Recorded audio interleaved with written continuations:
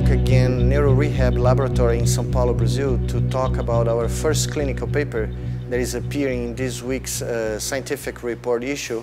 discussing something that was a very big surprise for us, the discovery that the long-term training with brain-machine interfaces in patients that suffered a spinal cord injury a long time ago can lead to partial neurological recovery. In this first paper in scientific reports, we described the first 12 months of training of these 8 patients. And to our big surprise, what we noticed was that the long-term training with brain-machine interfaces in different setups, in a virtual reality setup, in a standalone robot like this one that we are seeing here, or in an exoskeleton controlled by a brain activity, trigger a partial neurological recovery manifested by both partial motor, tactile, sensory,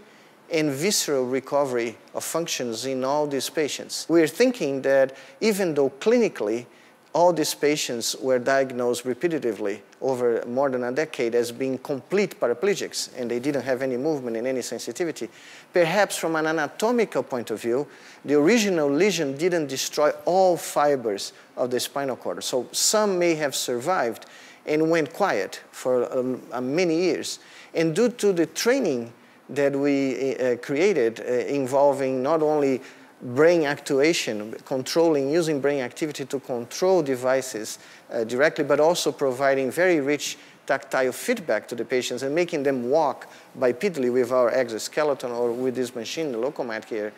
we may actually have triggered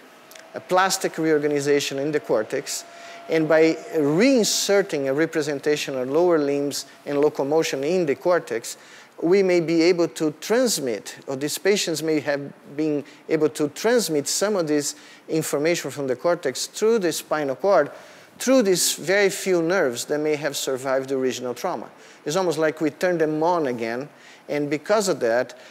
we got the spinal cord activated by cortex again, and at the same time, receiving feedback from the periphery again, because these patients were walking in their training. When we saw these results, we went and looked at the literature and we looked for similar findings, and we couldn't find. And certainly we couldn't find anything related to long-term use of brain-machine interfaces triggering this kind of partial neurological recovery. So I think these are very unique findings which suggest the hypothesis, or they raise the hypothesis that brain-machine interfaces in the future may not be just an assisted technology to restore mobility. The combination of brain-machine interfaces with other therapies may lead to a new therapy.